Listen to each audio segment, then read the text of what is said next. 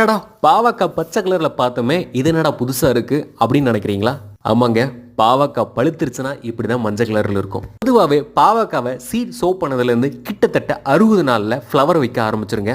60 நாள்ல இருந்து கிட்டத்தட்ட 20லேருந்து 25 நாளில் கிரீன் கலரில் ஃப்ரூட் டெவலப்மெண்ட் ஆயிருங்க. இதுதான் நம்ம வெஜிடபிளுக்காக நம்ம நிறைய யூஸ் பண்ணிட்டு இருக்கோம். அந்த 20 நாள் நம்ம பறிக்காம விட்டுட்டா அதுலேருந்து இன்னொரு 30 நாள் ஆட் பண்ணிட்டீங்கன்னா இப்படிதாங்க கிரீன் கலரில் இருக்கிறது மெச்சுரேஷன் ஆகிட்டு பழமா மாறிடும்.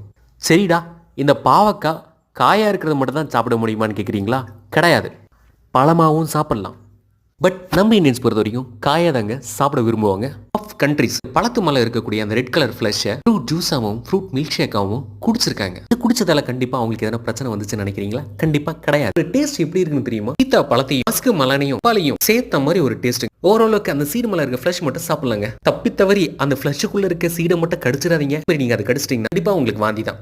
ஏன்னா பிராக்டிகலி நான் எக்ஸ்பீரியன்ஸ்ங்க, அதனாலதான் உங்களுக்கு இந்த அட்வைஸ். பழுத்த பாகலை யூஸ் பண்ணிக்கலாம். அதாவது பாகல் விதைக்கு மேல இருக்க ரெட் கலர்ல இருக்க அந்த ஜெலட்டின் நல்லா வாஷ் பண்ணி கிளீன் பண்ணி அடுத்த பேட்ச் பாகல் நடவுக்கு யூஸ் பண்ணிக்கலாம். செக் பண்ண இந்த சீட்ஸை சன்லைட்ல 2 days ட்ரை பண்ணி விடுங்க.